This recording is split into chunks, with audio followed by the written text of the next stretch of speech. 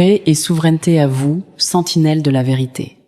Soyez les bienvenus pour cette édition spéciale sur le plateau de Géopolitique News, ici Aminata Keita Diop. À vous qui nous découvrez aujourd'hui, sachez que vous rejoignez bien plus qu'une chaîne, vous rejoignez un bastion de l'analyse libre, engagée et décolonisée. Si c'est pas encore fait, abonnez-vous dès maintenant et activez la cloche pour ne manquer aucune de nos révélations. Aux anciens, aux piliers de cette communauté qui maintenait ce flambeau de la vérité et du débat souverain, recevez ma profonde gratitude. C'est grâce à votre force que nous continuons d'exposer les agendas de l'ombre. Aujourd'hui, nous marquons un tournant. Le monde entier a les yeux rivés sur l'espace AES, et pour cause, le capitaine Ibrahim Traoré, président du Faso et président de la Confédération AES, a accordé un entretien historique. Dans ce segment crucial que nous avons préparé pour vous, le chef de l'État burkinabé s'adresse frontalement à la communauté internationale. Pourquoi le Burkina Faso et ses alliés refusent-ils désormais de suivre les partitions dictées par l'Occident ? Quelle est sa réponse cinglante au Parlement européen et sa vision pour une Afrique qui traite d'égal à égal avec les puissances mondiales ? Installez-vous. Préparez-vous à entendre une parole qui n'a besoin d'aucun prompteur impérial pour dire sa vérité. Voici l'intégralité du volet international de l'entretien du capitaine Ibrahim Traoré. C'est maintenant, en exclusivité sur Géopolitique News. Alors, Monsieur le Président, avec votre permission, nous allons maintenant dérouler le deuxième plateau de cette émission. Ce deuxième tableau reçoit également 3 journalistes, mais cette fois-ci de la presse internationale. Il s'agit de Yousra El-Bagir, de Sky News, un média britannique. Nous avons également avec nous Gilles Boko, de New World TV, un média basé au Togo, et Valerio Cataldi, de Rai TV, une télévision italienne. C'est bien cela. Alors, bonsoir, chers confrères. Ouvrons donc ce chapitre avec l'actualité africaine. Et une fois n'est pas coutume, on commence avec vous. Alors, Madame Yousra, votre première question adressée au chef de l'État. Monsieur le Président, quelle est la vision de votre pays? La vision globale du Burkina, vous voulez dire? Alors, merci et soyez les bienvenus. Et je pense que vous êtes dans le pays qui prône aujourd'hui la souveraineté nationale, l'indépendance totale. Parce que vous n'êtes pas sans savoir que notre pays a été colonisé comme beaucoup de pays africains, mais aujourd'hui nous sommes en train de nous exprimer. Et donc la lutte pour la souveraineté et l'indépendance sont donc le moteur de notre combat. Merci. Que signifie votre révolution en pratique? S'agit-il d'une révolte contre l'Occident ou d'un changement national interne? Révolte contre l'Occident, non. L'Occident, il ne faut pas mélanger les choses. J'aime dire de faire la distinction en tant que révolutionnaire entre les peuples et les politiques. Ils sont nombreux en Europe, en Occident, qui nous soutiennent dans notre combat. Nous voyons à travers les peuples. Et nous voyons même à travers vos plateaux télé et tout, beaucoup de gens qui interviennent, qui soutiennent notre combat de liberté. Et je pense que tout le monde y a intérêt. Mais maintenant, les politiques de certains pays peuvent être opposés à notre idéologie. Et la révolution, logiquement, va combattre cette idéologie. Parce que nous voulons nous affirmer. Et il y en a qui ne veulent pas qu'on s'affirme, qui veulent nous maintenir dans l'esclavage, dans l'aliénation. Non, la révolution combat cela. Donc voilà un peu notre ligne de conduite. Voilà. Oui, alors Monsieur Boko. La première question, comment définissez-vous la contribution spécifique du Togo à la consolidation de l'Alliance des États du Sahel? Considérez-vous le Togo comme un partenaire stratégique de cette nouvelle architecture, bien qu'il ne soit pas membre de l'AES? Le Togo est un pays, en tout cas je tenais à remercier beaucoup le peuple togolais et leurs autorités. Je peux dire que le Togo est un partenaire plus que stratégique. Moi je ne parle pas de partenaire stratégique, je parle de pays, de frères. Parce que lorsque des gens cherchent à vous étouffer, à vous tuer, et qu'un frère peut vous aider, je pense que la fraternité ne dépasse pas cela. Et pendant des moments difficiles, le Togo a toujours pris sa position et jusqu'aujourd'hui, le Togo a sa position, sa ligne de conduite qui soutient l'AES et donc c'est un pays frère, c'est plus qu'un partenaire. Voilà ce que je peux dire. Et le Togo a posé beaucoup d'actes, que ce soit sur le volet économique à travers donc la route maritime, certes, mais même dans le volet de la défense, le Burkina Faso par exemple et le Togo, nous avons une coopération très étroite dans la lutte contre le terrorisme et tout. Et ça, il faut s'en féliciter. Nous sommes au-delà de ce que les gens peuvent imaginer, je le disais souvent. Aujourd'hui, les deux armées, les réponses les unes envers les autres et les planifications ne sont plus au niveau étatique. Ce n'est pas comme avant quand un avion au Burkina doit intervenir ou bien un avion togolais doit intervenir. Il faut qu'on appelle jusqu'à la présidence, avoir les autorisations de traverser les frontières. Non. C'est au niveau local. Ce n'est même pas l'état-major, c'est carrément au niveau local. Donc les forces cohabitent et tout. Donc vous voyez que c'est un partenariat exceptionnel. C'est de la fraternité, c'est tout ce qu'on demande. Et ce partenariat s'est renforcé, peut-être sans doute avec l'extradition de l'ancien président Paul-Henri Sandaogo Damiba. Oui, renforcé, c'est trop dit. C'était déjà fort. Ce n'est qu'une suite logique. Le Togo ne peut pas être en fraternité avec nous et laisser sur son sol quelqu'un qui cherche à détruire ses frères. Donc c'est nous qui avons souhaité donc, que le Togo le garde depuis longtemps, sinon ça n'a pas commencé maintenant, mais à un moment donné, avec des preuves assez accablantes, donc les autorités togolaises ont décidé de le renvoyer pour qu'il ne soit pas un obstacle à notre avancée. Donc ça aussi c'est à saluer. Vous l'avez déjà rencontré depuis son extradition en tête à tête? Pourquoi? Non, je n'ai pas à le faire. Il est entre les mains de la justice, il entend du fond tout. Je ne l'ai pas fait. Excellence, on dénombre moins 5 tentatives de coup d'État contre vous. Qui veut vous tuer et pourquoi? Vous avez dénombré 5, il y en a beaucoup plus. Il y en a beaucoup plus, c'est ce qui est peut-être dévoilé. Tous les jours, il y a des gens qui cherchent coûte que coûte à ce que nous ne soyons pas là. Ceux-là qui veulent nous voir disparaître, ce sont ceux-là que nous appelons les esclaves de salon. Ce sont ceux-là qui vendent l'Afrique, qui ne veulent pas que l'Afrique soit libre. Ce sont très souvent les Africains qui sont aliénés et qui sont exploités. Nous sommes de ces dirigeants qui veulent créer les conditions pour que nos jeunes travaillent ici, au lieu d'aller se rester dans les rues des autres à mendier. Et très souvent, il y en a qui arrivent à des comportements, pas en tout cas sains, dans vos sociétés là-bas. Nous ne voulons pas voir ça. L'Africain n'est pas un sous-homme. Mais dans ce même cadre, les pays qui nous colonisent, qui veulent nous voir dans l'esclavage, qui veulent nous maintenir, ont leurs suppôts ici, leurs valets locaux, leurs répondants. Et ces gens sont prêts à tout pour nous voir éliminés. Et voilà malheureusement le contexte de l'Afrique. Et ces individus, tous les jours que Dieu fait, lorsque nous sommes vivants, ils ne sont pas contents. Et donc c'est un combat permanent et continuel. Et qui sont les impérialistes? Les impérialistes, il n'y a pas un visage qu'on peut coller. C'est une mentalité. Ce n'est pas une question de couleur de peau. Je le disais tout de suite, les peuples européens nous soutiennent beaucoup, beaucoup de dirigeants européens nous soutiennent même d'ailleurs. J'ai entendu donc notamment un de vos dirigeants qui depuis longtemps sonnait la sonnette d'alarme, qui a dit que le fait que la France exploite l'Afrique avec son franc CFA et tout, crée ces vagues de migration vers les pays européens, notamment vers l'Italie. Elle a parfaitement raison. C'est la situation comme ça. Donc, vous voyez que c'est en Europe, mais tout le monde ne comprend pas la chose de la même façon. Donc, l'impérialisme, c'est l'individu qui veut dominer l'autre, qui veut maintenir l'autre dans l'esclavage, qui opprime les autres. Il peut être noir, il peut être blanc, il peut être africain, il peut être européen, il peut être américain, il peut être asiatique, il peut être de toutes les nationalités.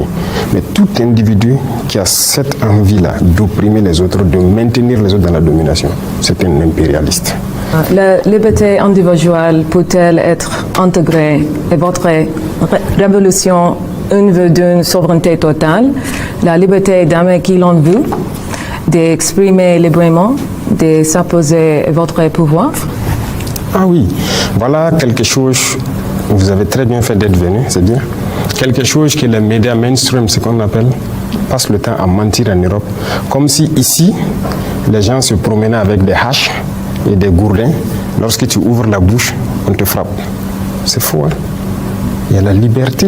Chacun est libre de dire ce qu'il veut, de donner son opinion et tout. Même sur nos chaînes de télé, vous voyez des gens qui donnent leur opinion. Mais la liberté a ses limites. Par exemple, nous sommes un pays en guerre. Nous n'allons pas permettre à qui que ce soit de démoraliser nos troupes pendant qu'ils sont sur le champ de bataille. Ça, nous n'allons pas permettre. Nous n'allons pas permettre aux valets locaux de l'impérialisme qui sont parmi nous de vouloir saboter notre lutte pour ramener notre pays entre les griffes de ces impérialistes-là. La liberté d'un individu, comme on l'a dit, ça s'arrête là où la liberté de l'autre commence. Sinon, vous n'avez pas une société. Autant vous êtes libre de dire ce que vous voulez, lui aussi il est libre de dire ce qu'il veut. Et quand vous commencez à chacun à dire ce qu'il veut, ça finit par quoi? La bagarre. Est-ce qu'on s'assoit, on laisse notre société aller dans le déclin? Non. Même ceux-là qui disent qu'il y a liberté d'expression, il n'y a pas de liberté en réalité. Alors, nous prenons les Français, les autorités françaises, pour ne pas mélanger avec la population française. Est-ce qu'il y a la liberté d'expression en France? Il n'y en a pas. Si vous ne vous alignez pas dans l'idéologie des autorités, on vous chasse sur le plateau télé. Il y a des journalistes qu'on chasse, ou bien on a vu Alain Foucault, dernièrement les Claudicia, qui ont été chassés des RFI. Ce sont des journalistes, non? Qui ont vécu des décennies dans la radio. Pourquoi on les chasse? Leur opinion. Donc il n'y a pas de liberté d'expression là-bas même. Regardez aujourd'hui les guerres qui se passent. Est-ce que vous êtes fou en tant que journaliste aller faire un certain reportage? Ça ne va jamais passer. Quand la guerre Russie-Ukraine a commencé, on a cherché beaucoup de médias russes en France. C'est ça la liberté d'expression? Non. Chaque liberté a ses limites. Quand les paysans, les gilets jaunes et autres sont sortis, on les a bien tabassés. Ils ont voulu exprimer leur opinion pour dire à l'État il faut une certaine politique pour que nous puissions vivre. Nous, ici, on prend soin de nos paysans. Non, nos paysans n'ont jamais marché quand on les a tabassés. On prend soin d'eux, on fait tout ce qu'on peut pour qu'ils puissent cultiver tranquillement, donner le meilleur d'eux-mêmes. Mais ailleurs, ça ne se fait pas. Mais ce sont ces pays-là qui sont dans des tribunes en train de dire pays de liberté. C'est faux. C'est tous des dictateurs. Leur liberté, c'est vis-à-vis de l'Afrique. Donc, il faut relativiser la liberté. Ici, nous sommes plus libres que eux. Beaucoup plus libres. Alors, derrière les tentatives de déstabilisation que vous évoquiez tantôt, il est souvent dit que les mains de certains pays voisins se cachent derrière pour appeler un chat, le Bénin, la Côte d'Ivoire. Est-ce que les relations ont évolué avec ces pays voisins? Est-ce que vous êtes prêts à une désescalade et à quelles conditions, camarade président? Ça ne dépend pas de nous. C'est eux qui ont lancé l'hostilité. Je vous rappelle quelque chose. Quand nous sommes arrivés, nous n'avons pas de problème avec quelqu'un. On a communiqué avec tout le monde, on a fréquenté tout le monde et tout. Mais c'est un jour, par exemple, j'étais assis. Le ministre de la Défense me dit que les Ivoiriens ont envoyé une note de retirer tous leurs élèves de nos écoles. L'académie, le PMK, l'ENSO, vous voyez. Mais je dis, mais il y a quoi? Et puis ils retirent tous leurs élèves officiers et sous-officiers et tout. Aucune explication. Il dit, mais préparez donc à la réciprocité pour faire venir nos enfants, parce qu'on ne sait pas qu'est-ce qu'ils ont derrière la tête et qu'ils font cela. Voilà le point de départ. Le premier acte posé par les Ivoiriens. Nous aussi, on a fait rentrer donc nos élèves et on a laissé partir les élèves. Et petit à petit, on a commencé à voir les actes d'hostilité vis-à-vis de nous. Pas de souci. On prend le Bénin et autres. Nous, on n'a pas provoqué quelqu'un. Mais on a tous vu, quand encore ils ont voulu transporter une guerre dans notre région, mais qui était au devant? Le président Ouattara est sorti qu'il va envoyer un bataillon, il a tout préparé et tout. Nous attendons son bataillon toujours. Le président Bénin a dit qu'il faut la force, ils vont faire la force, ils vont faire la guerre. Nous attendons. Nous sommes prêts à faire la guerre aussi. Il n'y a pas de désescalade possible tant que les mentalités sont comme ça. Celui qui cherche, il va trouver. Donc ce n'est pas nous qui avons commencé. Si les gens ne sont pas assez intelligents pour laisser encore les impérialistes venir les dire « tuez-vous entre frères noirs », qu'on y aille. Si c'est la solution pour atteindre l'indépendance, nous sommes prêts. Mais personne ne va nous asservir encore. Nous sommes prêts à cela. Nous nous battons. Nous nous battons déjà. Parce que le terrorisme, c'est une manifestation de l'impérialisme. Donc, ne parlez pas de désescalade tant que la mentalité n'a pas changé. Il y a des gens, chaque mois ou chaque 2 mois, il faut qu'ils courent aller à Paris, aller prendre les ordres et revenir pour appliquer. Ils ne sont pas libres. Ils ne sont pas libres. Nous, par contre, personne ne nous dicte ce qu'on doit faire. On gouverne en fonction de nos populations, du besoin de nos populations. Nos populations ont besoin d'eau, on fait tout pour donner l'eau. Ils ont besoin d'avoir l'autosuffisance de manger à leur faim, on fait tout pour cela. Ils ont besoin de sécurité, on se bat pour les donner la sécurité. Ils ont besoin de routes, de développement, c'est ce qu'on se bat pour faire. Mais nous ne partons pas chez quelqu'un, aller prendre des ordres, il faut donner le marché de route à telle entreprise, donne tel truc à telle entreprise ou quoi. Ce sont des esclaves en fait. Et eux, tant qu'ils seront dans cette mentalité, oubliez les désescalades. Au contraire, ça va aller de mal en pis. Tant qu'ils seront dans cet esprit. Voilà ce que je peux dire. Et les droits de l'homme, Monsieur le Président, l'organisation internationale, on vous a accusé de réprimer la presse indépendante et la société civile. Y a-t-il une place pour les droits de l'homme au Burkina Faso? Il y a les droits de l'homme au Burkina, c'est quoi ils appellent les droits de l'homme? Mais moi je ne sais pas ce qu'eux ils pensent. Vous savez, personne ne va venir ici financer des gens, les endoctriner pour détruire nos pays. Ça n'aura pas lieu. Vous savez, il y a combien d'ONG au Burkina? Vous pouvez imaginer, faites des recherches. C'est même pas des centaines, hein. C'est beaucoup. Je ne vais pas vous donner de nom. Faites des recherches. Cherchez chaque ONG fait quoi. Vous croyez vraiment que c'est humanitaire? Donc il y a des choses comme ça qu'on combat. On dit qu'on combat les droits de l'homme. C'est ça les droits de l'homme? Nous on lutte contre le terrorisme pour sécuriser nos populations. Donc on donne le droit de vie à nos populations. C'est le premier droit, non? Le droit à la vie. Est-ce qu'on ne lutte pas pour les droits de l'homme? On se bat pour que les écoles qui sont fermées ouvrent, pour que les enfants puissent aller à l'école. Le droit à l'éducation, ce n'est pas le droit de l'homme. Qui se bat pour nous? Qui nous aide? Ces mêmes gens qui pillent tous les jours que les droits de l'homme. Personne ne nous a donné une seule cartouche pour lutter contre le terrorisme qui tue nos enfants. Pour lutter contre le terrorisme qui ferme nos écoles, qui détruisent nos écoles. Ça veut dire que les terroristes luttent contre les droits de l'homme. Nous, on lutte pour les droits de l'homme et eux, ils encouragent les terroristes. Qui lutte contre les droits de l'homme? C'est eux qui le disent. Et je vous parlais tout de suite de certaines choses qui se passent en Europe et tout. Mais c'est là-bas qu'ils luttent contre les droits de l'homme. Sinon, ici, les droits de l'homme existent. Et retenez quelque chose, les droits de l'homme viennent d'Afrique. Hein.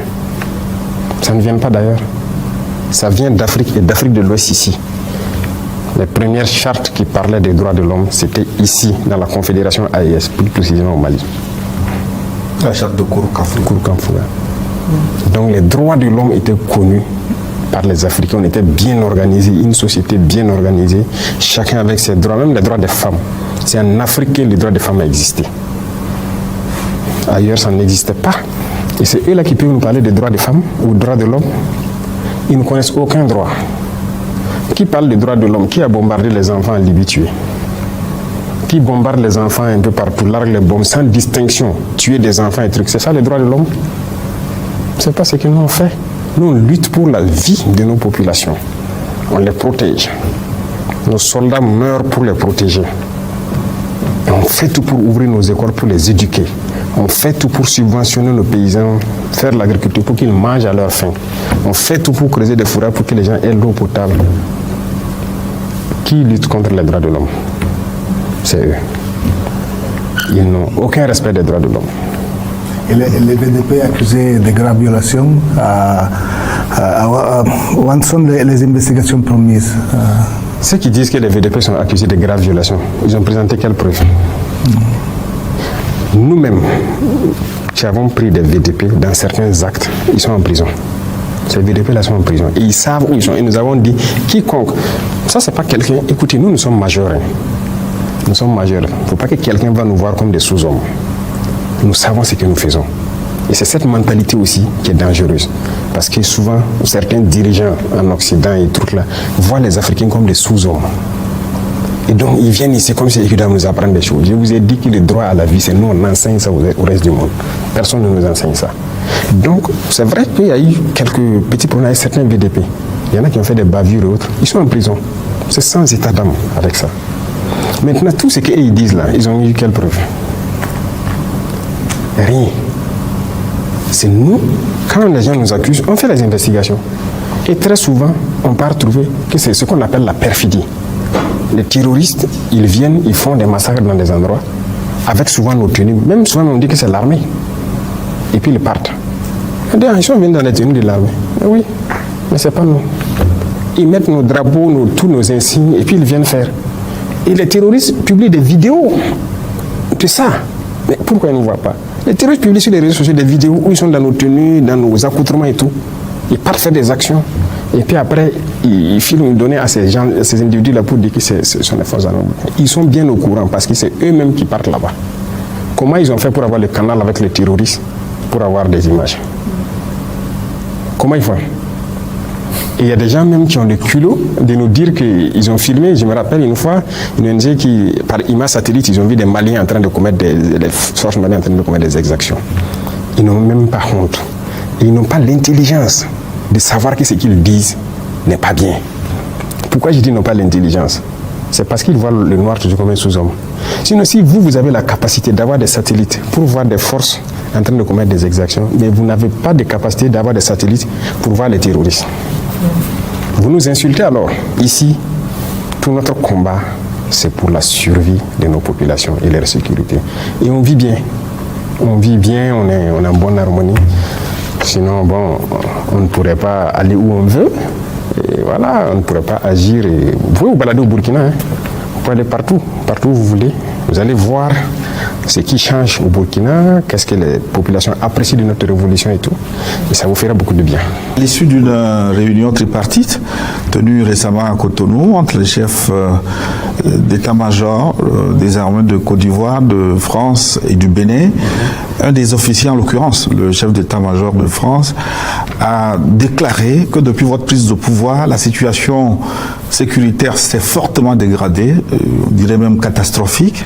Que répondez-vous à cet officier, Monsieur le Président? Il est français, non? Qu'il s'occupe de ses oignons. Nous sommes burkinabés, ça ne le regarde pas.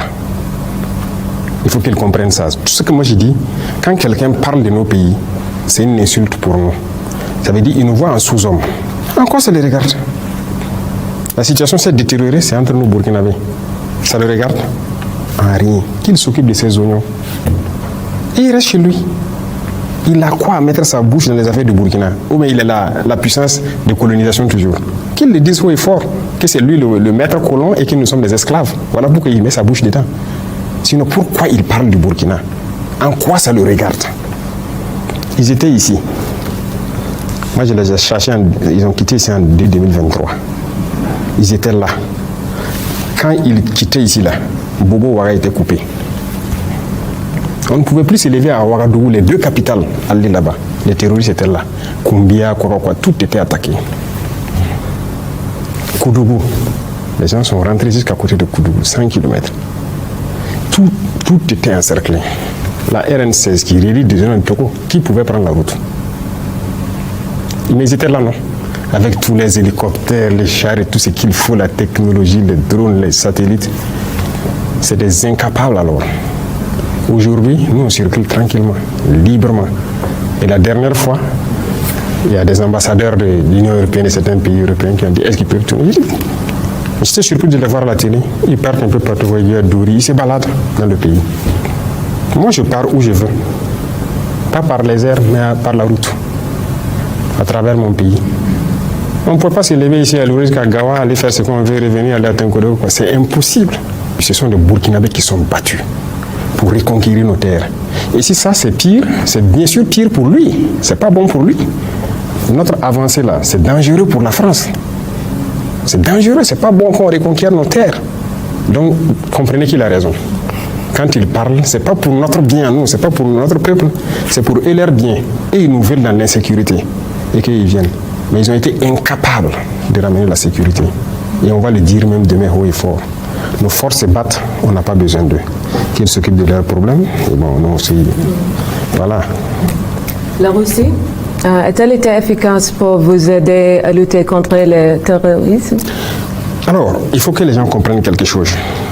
C'est vrai que le président russe même à souhaiter tout ce qu'on veut comme aide en matière de lutte contre le terrorisme, qu'il veut que, si on veut que de l'envoi de tout, pourquoi? Pour nous aider à combattre et tout. Mais moi je dis quelque chose, nous sommes des Burkinabés. Personne ne viendra se battre pour nous. Ça c'est intrinsèque à nous Burkinabés.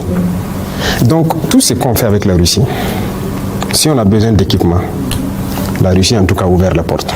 Tout ce qu'on veut payer, ils sont prêts à nous vendre. Donc déjà ça c'est une avancée majeure. Vous savez qu'il y a beaucoup de pays là à qui on a voulu payer avec notre argent, ils ont refusé, non? Oui, beaucoup de pays européens et tout, ils ont refusé totalement de nous vendre les équipements. Mais la Russie nous vend ce qu'on veut. Deuxième chose, avec la Russie nous partageons beaucoup d'expérience de combat. Ils sont en guerre, une guerre, je dirais moderne. Nous aussi on apprend de leur guerre. Nous sommes en guerre et aussi ils apprennent de notre guerre. Vous comprenez? Donc il y a un partage d'expérience. C'est un domaine assez restreint. À part ça, personne ne nous aide sur le terrain. Ce sont les soldats burkinabés qui se battent, qui reconquièrent nos terres et qui continuent de progresser. Personne ne sait comment ça avance. Même la formation, on se forme entre nous. Personne ne forme l'armée burkinabé. Voilà, parce que nous avons un concept, j'aime le dire aux gens, je le dis tout de suite. Vous les Européens et autres, vos armées là, est-ce que c'est Dieu qui est venu vous montrer comment on fait la guerre? Est-ce que vous êtes plus intelligents que nous? On a le même cerveau. Donc nous aussi on va développer la guerre avec notre guerre que nous avons. Personne ne vient nous former. Et personne ne sait faire mieux cette guerre que nous. Ça je peux vous le dire. Si des armées européennes viennent ici affronter les terroristes dans nos conditions, ils vont mourir. C'est nous qui connaissons cette guerre, c'est nous qui la menons, c'est nous qui nous formons à faire cette guerre. Il faut que les Africains arrêtent de croire que, comme si Dieu a envoyé un Messie pour apprendre aux autres comment faire la guerre, et c'est eux qui doivent venir nous apprendre. Pourquoi? On peut payer un équipement chez vous, qui est technologique, vous venez nous apprendre à utiliser l'équipement. Après ça, vous partez. C'est ce qui se passe avec les Russes, les Chinois, les Turcs, vous voyez, des drones, certains équipements avancés. Quand on paye, ils viennent, mais c'est généralement quelques mois. Ils nous apprennent à utiliser l'équipement et puis après ça, le contrat est fini, chacun rentre chez lui. Mais sur le champ de bataille, c'est burkinabé. Ce sont nos terres et c'est nous, on va se battre pour nos terres. C'est ça la logique. Je vois, Monsieur le Président, mais plus de 60% de Burkina Faso, soit la majorité du pays, est contrôlée par des djihadistes. Cette approche fonctionne-t-elle? Qui a dit ça? C'est vérité. Ah oui. C'est les femmes. Après ici, vous prenez partout où vous voulez sur la carte. En ligne, print, là? en ligne. En ligne? En ligne, vérité. Elle a Le fait. peut-être regardé des informations sur Internet. Ah oui. Où on peint. Voilà, c'est ça. Ce sont les mêmes là. Les mêmes médias, les mêmes gouvernements là. Ils peignent le Burkina et en rouge. Ça, c'est faux. Mais moi, je suis le chef de l'État. Ou bien, tout de suite, on vient de discuter les tentatives d'assassinat et tout. Citer une ville. Il y a juste quelques villes que je n'ai pas encore visitées. Moi, je pars partout. Et tout le monde part partout. Donc, au nord, il y avait une bande qui était sous contrôle. Je viens de dire, les forces sont jusqu'à Pétékoli aujourd'hui. À l'est, à la frontière vers le Bénin, nos forces ont pris Nadiabou il y a 1 ou 2 semaines. À l'instant, là, ils sont à Pognou, à côté de chez vous. C'est où on ne peut pas partir. C'est du mensonge, ils mentent. Tout est archi faux. Si c'était tel que vous le dites, on fait le tour du Faso ici, non? On roule, non? À vélo, non? On organise nos événements, non? Il y en a même qui disaient la dernière fois que Djibo a disparu, Djibo est tombé. Pendant le même temps, il y avait compétition de football à Djibo qui a été clôturée il y a quelques jours. Ils mentent. L'art de mentir, c'est dans les médias occidentaux. Beaucoup de ces médias mainstream, comme j'aime dire, ils ne font que mentir pour vous vendre de fausses informations et croire que tout va mal. Au contraire, beaucoup de choses vont bien ici. Notre économie se porte très bien, on se porte mieux dans notre combat et on avance. Donc, ce que vous lisez sur Internet, attention. La Russie vous aide-t-elle à gérer votre image en ligne? Pourquoi? Moi, je n'ai pas besoin de ça. Les Africains le font déjà. Beaucoup de vos populations en Europe le font déjà. En Amérique, un peu partout. Vous pensez que tous ces gens-là, c'est nous, on peut les aider, les payer ou quelque chose? Non. Je pense que les gens ont vu notre combat. Ils ont compris notre combat. Et vous voyez, c'est cette habitude que les gens ont là. On paye les gens pour gérer quoi? Pourquoi? Aider à organiser son image en ligne, quoi. Non, non, non. On a dépassé ça. Des médias nous ont approchés pour faire ça. Je vous ai dit ça. On a dit on ne paye pas. On ne fait pas. Allez-y gâter notre image. Ils le font, non? Jeune Afrique, RFI, quoi. On ne va jamais payer pour ça. Avant, ça se faisait. Et là où même on faisait payer, j'ai fait fermer tout. On ne paye plus rien. Parce que vous avez une société d'État, ils les font prendre des actions dans leurs médias. Action dans un média, ce n'est pas un retour. Vous investissez. J'ai fait arrêter tout. C'est lui qui vient n'a qu'à salir notre image. Nous, nos populations savent ce qu'on fait. Les Africains savent ce qu'on fait. Les populations qui veulent d'un monde juste à travers partout dans le monde savent ce qu'on fait. Donc, à l'initiative, les gens parlent de ce qu'on fait de bien. Parce que ce qu'on fait aussi est juste. Notre combat est juste. Donc, on ne paye pas quelqu'un pour laver les images ou quoi. Non, et parier les Russes de ces choses-là. Hein? Toutes choses, c'est les Russes, les Russes. Vous croyez que l'Africain n'est pas capable de faire quelque chose? C'est la Russie qui doit chaque fois tenir la main déjà. Pardonnez, laissez-les tranquilles. Les Russes sont dans leur combat là-bas. On a de très bonnes coopérations, mais ne croyez pas qu'ils sont dans un esprit d'esclavagiste, comme ce que les gens pensent. Non, les Russes ne sont pas comme ça. Ils ne s'ingèrent pas dans les affaires des gens. Et c'est ce que j'apprécie chez eux. D'accord, oui. Justement, concernant ces nouveaux partenariats stratégiques, notamment avec la Russie, on peut dire qu'il ne fait pas beau temps pour les alliés de la Russie, notamment au Venezuela, en Iran. Alors, sur cette base, est-ce que vous voyez l'hiver noir venir jusqu'à Ouagadougou? Est-ce qu'il vous traverse l'esprit que vous soyez enlevé un jour comme quelqu'un et jugé ailleurs? Est-ce que l'hiver noir peut s'étendre jusqu'au Burkina? Vous savez, les Africains ont un problème. Et le problème majeur, c'est de vouloir croire que quelqu'un fera votre combat à votre place. Je viens de l'expliquer en long et en large. Nous, comme ça, dès le début, je vous ai dit, on a eu toutes les propositions, pas de la Russie seulement. Hein. Beaucoup de pays nous ont proposé d'envoyer des troupes pour nous aider et tout. Nous avons dit non. Non et non. Parce que j'ai conçu une mentalité chez les chefs militaires et tout. Notre combat, c'est nous d'abord. Notre sécurité, c'est nous d'abord. Personne ne viendra le faire à votre place. Si quelqu'un vient le faire, ce ne sont plus vos terres de 1. Si quelqu'un doit assurer votre sécurité pour vous, ce n'est pas votre sécurité, on vous tient. Et si vous devez apprendre à faire la sécurité autour de vous par quelqu'un, ça veut dire qu'il connaît vos procédures, il connaît tout. Vous comprenez?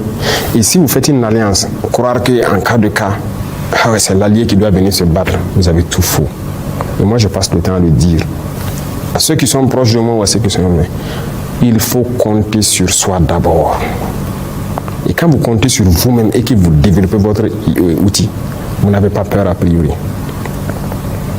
Donc ça, c'est très important. Donc on ne compte pas. S'il y a des alliés de la Russie qui ont compté sur la Russie pour des événements, c'est leur problème. Moi, je ne compte pas sur s'il y a un événement particulier ici, qu'aux premières heures, la Russie soit là ou pas. Non, je ne compte pas sur ça. Le seul soutien que la Russie peut apporter, quand je vais payer quelque chose pour me défendre, qu'il accepte mes vannes. C'est tout. Mais on ne demande pas à des alliés de venir se battre pour mourir pour vous. Pourquoi? Vous n'êtes pas des humains? Mais si vous réagissez comme ça, c'est comme vous mettez en humain de seconde zone. C'est-à-dire que vous n'êtes pas des humains au même titre que les autres. Mais c'est l'erreur que beaucoup de gens commettent. En voulant, voilà. Même comme il y a des chefs d'État, leur sécurité est assurée par d'autres nationalités. C'est pas sérieux. Deuxième chose, comme il y a des chefs d'État, quand c'est leurs propres hommes qui assurent, ils les envoient former ailleurs. Ça veut dire que nous, on est dépourvus d'intelligence pour développer quelque chose. Si tu envoies ta sécurité à les former ailleurs, ça veut dire que ces gens maîtrisent ta procédure. Ils maîtrisent tout autour de vous. Donc vous n'avez rien fait en fait. Vous êtes assis, croyant que vous êtes habillé, mais vous êtes nu. Donc il y a beaucoup de choses. Je ne peux pas tout détailler ici. Il y a tellement de choses qu'il faut que les Africains prennent en compte et que certains aussi prennent en compte. Écoutez, nous on aime dire depuis les villages, quand on te lave le dos, grouille pour laver ta face aussi. Donc il y a des alliances stratégiques qui permettent à ce que vous souteniez dans certaines sphères. Le reste là, il faut pouvoir développer vous-même. C'est comme l'industrie militaire. On est là en Afrique, on est assis. Moi je dis oui, on a payé urgemment des équipements. pour contenir notre menace et faire notre guerre. Mais vous croyez qu'on va continuer comme ça? En tout cas pas le Burkina. Parce que notre mentalité est différente. Désormais, nous allons produire l'équipement militaire. Pour nous, ici les gens veulent, on va les vendre. Parce que je suis convaincu d'une chose, on a des cerveaux aussi, on réfléchit, on n'est pas bête. Mais si vous comportez d'une manière, c'est vous-même qui montrez aux autres que vous êtes bête. Vous ne produisez rien et vous n'avez même pas l'intention de produire quelque chose. Vous ne développez rien, que ce soit tactiquement ou techniquement, vous partez toujours vous adosser aux autres. Mais vous n'êtes pas des humains. Il ne faut pas compter sur les autres. Comptez sur vous-même d'abord. Et ça, c'est à l'échelle individuelle au Burkina. Chaque Burkinabé doit compter sur lui-même d'abord. Et la révolution, c'est cette mentalité. Vous voyez, avant tout le monde s'assoit, c'est l'État, c'est l'État. Nous sommes en train de changer la chose. Vous devez compter sur vous d'abord avant de faire appel à l'État. Et donc, jusqu'à l'échelle État, c'est comme ça. Donc, voilà ce que je peux dire. Donc, il n'y a pas de crainte. Nous, on a un système qu'on a développé, qu'on perfectionne au fur et à mesure. Mais personne ne vient nous montrer quelque chose, nous enseigner quelque chose. Tant que Dieu nous a donné un cerveau, nous on exploite notre cerveau pour réfléchir. Excellence, la visite de Nick Check du département de l'État américain à Ouagadougou signifie un rapprochement avec l'Occident.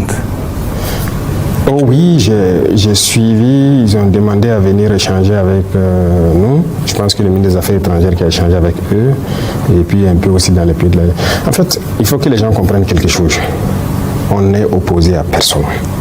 On n'est pas contre quelqu'un, mais on est contre celui qui ne nous respecte pas et qui ne veut pas accepter notre souveraineté, notre indépendance. Si, même aujourd'hui la France n'est pas notre ennemi. C'est comme j'ai dit, les dirigeants français ont une politique. Si on a le peuple français, combien de Français nous soutiennent? Combien de Français, même dans les médias dont elle parle qu'on paye pour laver les yeux? Non, combien d'influenceurs ou c'est quoi, français, font des vidéos? Voilà ceux qui sont sur les réseaux sociaux qui font les vidéos là, pour nous soutenir. Ils sont nombreux. Ils sont très nombreux, je les salue au passage. On ne les connaît même pas. Et ils voient notre combat. Quiconque veut coopérer avec nous, il n'y a pas de problème. Mais quand vous venez, si vous venez et que vous voulez nous montrer que vous êtes supérieur à nous, c'est terminé. Vous repartez. Mais si vous avez compris et que vous devez venir traiter d'égal à égal, d'homme à homme, il n'y a pas de problème. On peut parler affaires. Tout le monde fait des affaires dans le monde. Mais imaginez, vous venez. Ok, je veux votre or. On va vous donner 10%, nous prendre le reste. Au Burkina, ça ne marche plus. Si vous venez, on discute. Vous apportez quoi? Ok, nous, la ressource nous appartient à 100%. Mais en fonction de ce que vous apportez, on peut évaluer et puis dire, bon, on vous donne 40%, ou bien 45%, ou à la rigueur 50%. Et on les quitte. Et ça, c'est une discussion. Mais si vous ne voulez pas, vous venez avec dans l'esprit que bon, ce sont des nègres, on va prendre ce qu'on veut. Ça ne marche pas. Donc, quiconque veut travailler, veut faire des affaires au Burkina, vous venez avec l'esprit sain. On va le faire. Même si demain, les entrepreneurs français pensent qu'ils peuvent investir au Burkina, ils n'ont qu'à venir. Mais s'il vient avec l'esprit de maître, il vient pour traiter avec des esclaves, on va le mettre dehors et c'est terminé. Et si vous venez et que vous voulez traiter intelligemment, sans arrière-pensée, on discute, le contrat est clair. Si vous ressortez du contrat, on vous dit de rentrer chez vous. C'est le respect de notre souveraineté, de notre indépendance. Ça, c'est très important. Pourquoi pensez-vous que les jeunes vous aiment autant? Pourquoi je pense que les jeunes m'aiment autant? C'est ce que je ne sais pas moi. Moi, je ne peux pas juger ça. Si les jeunes m'aiment, c'est dû peut-être à notre idéologie qu'on développe. Vous prenez le côté santé. Nous sommes en train d'équiper nos hôpitaux de toutes les technologies possibles. Les coûts de soins ont drastiquement baissé, mais les jeunes vont aimer ou pas. Les médicaments, les prix ont baissé, ça n'a rien à voir avec la sous-région, même en Europe. Vous prenez le domaine des infrastructures. On est en train de construire nos routes nous-mêmes. Les jeunes gagnent de l'emploi parce que l'agence Faso Mewo emploie des milliers de jeunes burkinabés. Les jeunes aiment ou pas. Tous les pays peuvent faire la même chose. Dans le domaine de l'agriculture, nous avons donné les moyens, nous avons payé des milliers de tracteurs qui cultivent gratuitement les champs de beaucoup de paysans. Et quand c'est des grands champs, c'est subventionné. tous les pays veulent voir ça ou pas. On produit, cette année on a fait une production record. Depuis que le Burkina existe, on n'a jamais produit comme ça. Mais c'est positif ou pas? Tout le monde va manger à sa faim. Le pouvoir d'achat augmente. On est en train de créer des industries pour transformer nos matières premières. Les jeunes aiment ou pas? Les jeunes seront employés et pour faire fonctionner l'usine, mais aussi dans la mécanique et tout ça. Alors, on prend les domaines du transport et tout. Même le transport urbain, on a vu qu'on était très loin. On a décidé pour une phase de faire payer au moins 500 autobus qui vont transporter les gens. Ça veut dire que beaucoup de gens qui n'arrivaient pas à se déplacer vont pouvoir se déplacer. Et ça fait de l'emploi. Pour 500 autobus, rien que les machinistes, vous avez 1000 personnes qui sont employées. C'est bien ou c'est pas bien? Donc, dans tous les domaines, nous sommes en train d'évoluer. C'est ce que les jeunes voient de positif qu'ils apprécient. Et moi, j'apprécie cela. Ce n'est pas moi, ma personne qui les aime, c'est l'idéologie qu'ils aiment. Et c'est cette idéologie peut-être qu'ils veulent que ça soit dupliqué un peu partout pour les permettre de vivre dignement. Voilà. Quand on prend l'éducation, nous sommes en train de construire des amphis pour nos universités. Regardez comment nos étudiants, le retard que nous... C'est terrible. Si vous voyez comment les étudiants étaient, on a créé des centres universitaires partout, mais aucun amphi. Ils se baladent comme ça dans les villes. Mais aujourd'hui, nous sommes en train de construire des amphithéâtres un peu partout pour les donner un peu de dignité. Bientôt, ce sont les cités universitaires parce qu'ils ne savent même pas où se loger. Il y en a qui dorment à terre dans les universités. Il faut qu'on les aide à se loger. Les restaurants universitaires, il faut qu'on les aide à pouvoir manger. C'est bien ou c'est pas bien? Pour les écoles, les enfants et tout. Les enfants, souvent, ils n'ont même pas d'école. Aujourd'hui, nous avons pris des modèles et nous sommes en train de construire des bâtiments à niveau bien faits, avec des classes de taille bien réduites. Sinon, vous partez dans des salles, 100 et quelques, 200 et quelques. Est-ce qu'ils peuvent enseigner? Ils peuvent vraiment travailler. L'enseignant même souffre dedans. On est en train de tout réadapter pour ramener les effectifs, faire des classes aux normes et tout, donner tous les outils nécessaires. C'est bien ou c'est pas bien? Voilà ce que nous faisons. C'est le bien-être de notre population.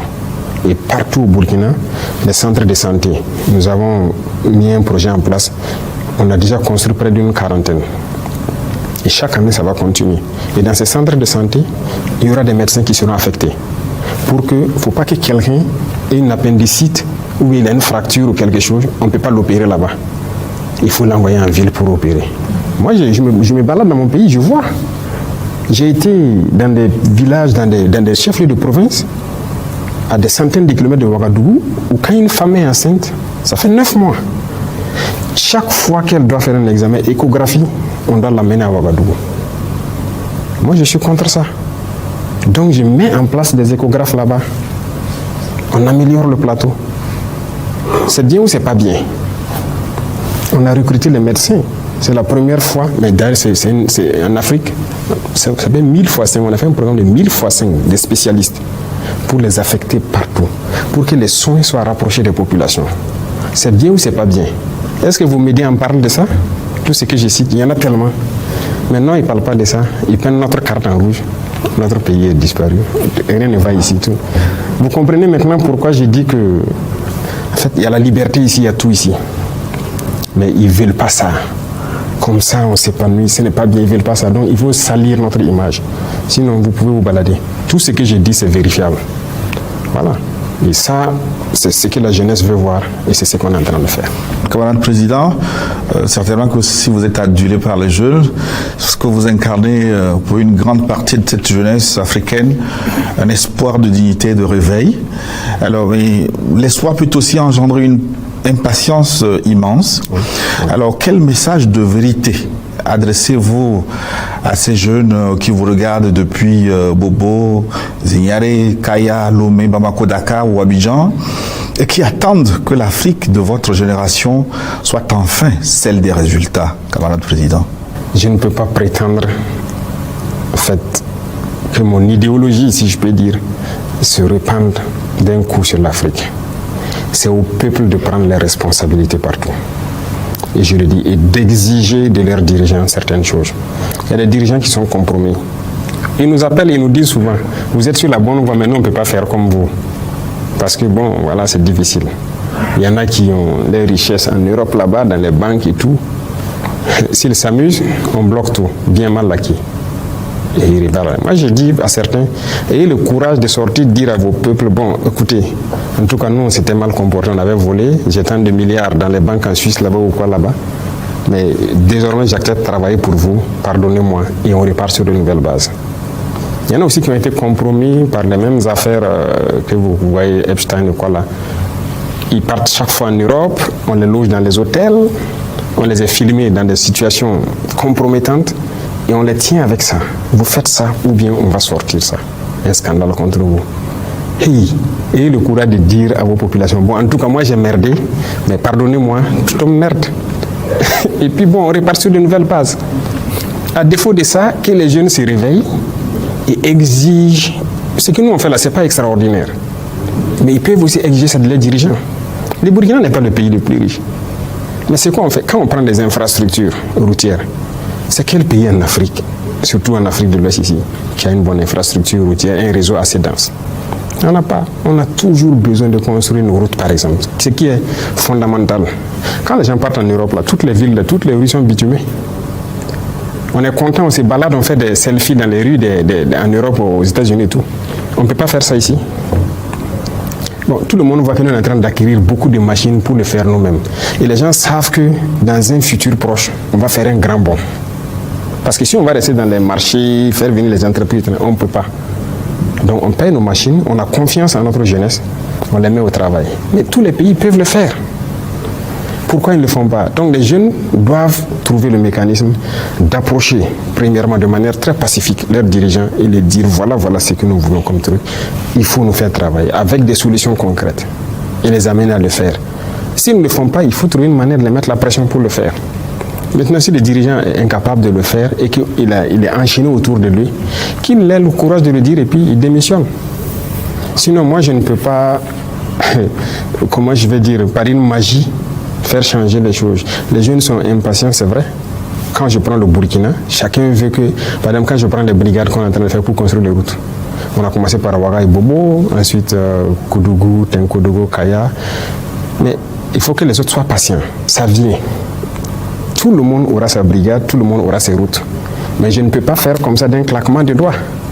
Donc il y a d'abord de la patience, il y a la méthode. Beaucoup de gens veulent voir tout en même temps, en un coup. C'est impossible. On vient de très loin. Et j'aime dire aux gens, nos pays sont dans les années 1800. Il faut qu'on accepte ça. Se donner encore une vision et lancer la machine avec un peu de patience.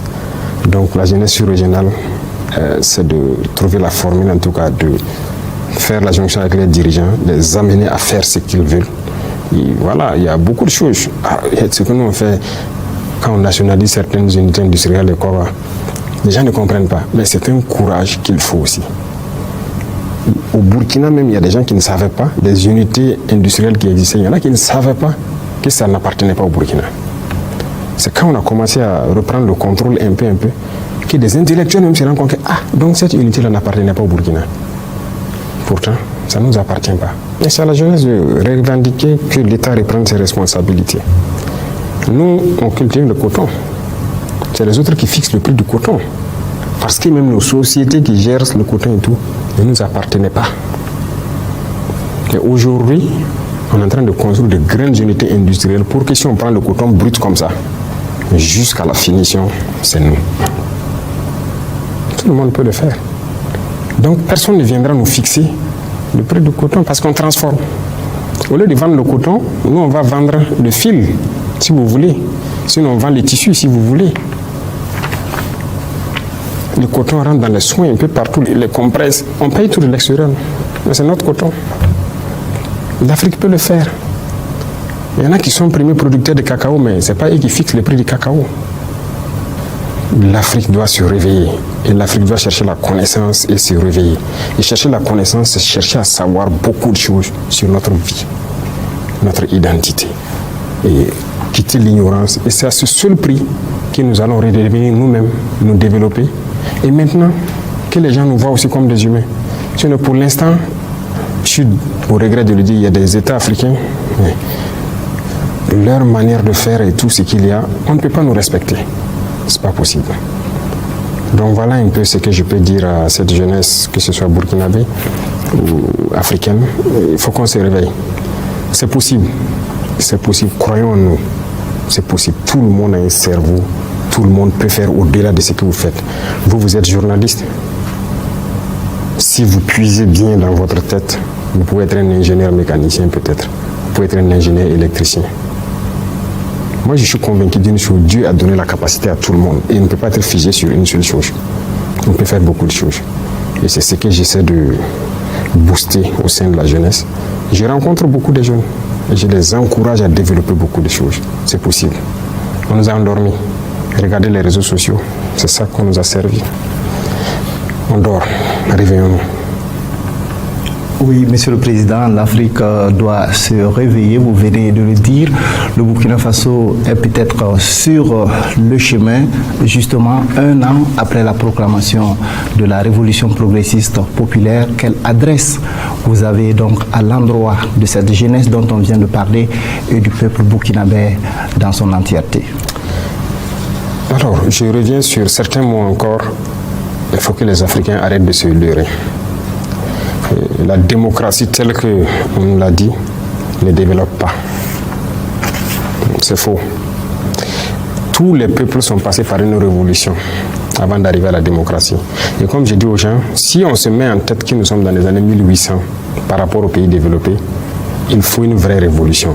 Révolution dans le comportement, c'est-à-dire le mind, révolution industrielle, révolution dans tous les secteurs pour essayer de créer et devenir nous-mêmes, pour rattraper ce retard.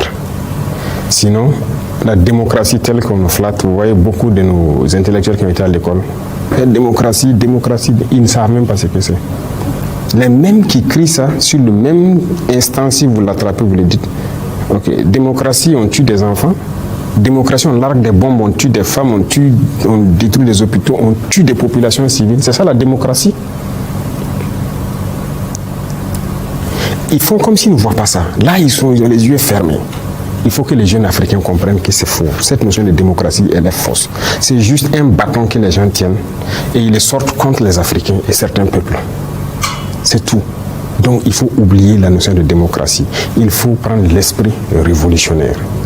Révolutionner nos vies. Et l'esprit révolutionnaire, ça demande beaucoup de sacrifices. Parce que, comme je l'ai dit, les mentalités ont été détruites. Regardez, dans certains pays en Afrique, les jeunes ne peuvent même pas s'asseoir, parler du sérieux de l'avenir de leur pays.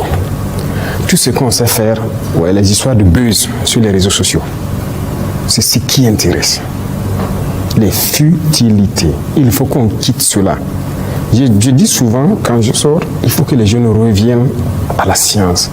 On ne peut pas continuer d'avoir une jeunesse, c'est faire de la comédie, faire des futilités sur les réseaux sociaux et danser au hasard, je ne sais pas quoi. Ça ne va nous mener nulle part. Et quand vous regardez les soi-disant influenceurs ou quoi, ceux qui font les vidéos, qui font ces conneries-là, c'est-à-dire il est là, ou bien une fille, elle est là, elle danse seulement, c'est là-bas qu'on suit. C'est des millions de vues. Mais un jeune qui est assis, qui est en train de montrer comment un engrenage peut être fabriqué ou quoi, la mécanique ou bien comment un truc de médecine, un outil, il n'est pas écouté. Là-bas, vous n'allez rien trouver. On ne regarde même pas ces pages-là. Bien jeune qui conscientise, qui fait des vidéos pour éveiller les consciences, très peu suivi. Mais l'Afrique ne peut pas s'en sortir comme ça. Je suis désolé. Si on continue comme ça, on restera esclave pour toujours. Ce sont des vérités. D'autres vont dire même qu'un chef d'État ne doit pas dire ça, c'est cru, c'est tout. Ces mêmes intellectuels-là, demandez-les. Ils sont allés faire l'école des chefs d'État là où pour dire ce que le chef d'État doit faire ou ce que l'État doit faire, ce que l'État ne doit pas faire. Croyons en nous. Et il faut aussi qu'à une certaine sphère, on donne l'occasion aux jeunes de s'exprimer. Quand il dit l'occasion de s'exprimer, c'est quoi? On a une très mauvaise habitude en Afrique. Quand vous voulez donner un travail à un jeune, l'expérience. Il n'a pas l'expérience, on n'a pas confiance aux jeunes. Mais il va avoir l'expérience où? En Europe, il y a des jeunes de 19 ans, des jeunes qui créent des choses et qu'on leur donne l'occasion de faire. Mais ici, l'expérience. La dernière fois, j'ai taquiné, je disais à un ministre, parce que dans nos procédures de marché ici, j'ai fait supprimer le marché similaire, c'est-à-dire c'est l'expérience du marché. Et si vous ne donnez pas l'occasion de faire le premier marché, comment est-ce qu'il va faire? Moi, j'ai fait supprimer ça, j'ai fait supprimer beaucoup de conditions. Il y a un ministre qui disait qu'il faut être prudent, c'est quoi. Il dit c'est à nous de mettre tout en œuvre pour que le jeune soit droit et faire ce qu'il doit faire. Mais si vous dites l'expérience, est-ce que vous avez l'expérience de ministre avant que je vous nomme ministre? Et les gens ont ri. Mais arrêtons avec ça. Ayons confiance aussi aux jeunes, donnons-leur c'est-à-dire la chance de s'exprimer. Et ça, c'est important. Si on se réveille et qu'on a confiance en nous et qu'on nous donne l'espace, moi, je pense que l'Afrique peut s'en sortir. Le cas échéant, il ne faut pas se flatter. Tout ce qu'on fera, en fait, on va créer nos petits Eldorado. C'est-à-dire que quelques pays vont se développer, mais la grosse masse n'ira nulle part. On continuera d'aller mourir dans l'océan. Et voilà. Parce que le Burkina seul, si je prends le cas du Burkina, si nous seuls on se met à se développer, pour qu'on prêche pour tout le monde, nous on ne peut pas accueillir toute la masse africaine qui veut travailler, c'est impossible. Mais si on ne le fait pas ensemble, on fait comment? Donc tout le monde a intérêt à se réveiller. Et moi je pense qu'un avenir meilleur est possible. L'Afrique a toutes les potentialités. Tout. Il n'y a aucune explication qu'il y ait du pétrole en pagaille au Niger, au Mali ou quoi, et que nous ne se développe pas dans peu de temps, comme ces pays du Golfe qui ont des pays pétrole de quoi aussi. Il n'y a aucune explication. Il n'y a pas d'explication qu'on ait l'or ici et certains produits qu'on ne peut pas se développer, comme certains pays aussi en Europe qui ont rien que ces ressources-là. Il n'y a aucune explication. C'est la gouvernance. Et la jeunesse a son mot à dire, sans manipulation, avec respect et trucs, il doit pouvoir le faire. Le cas échéant, il faut une révolution. C'est clair et net. Merci, Monsieur le Président. Donc, nous sommes au terme de cette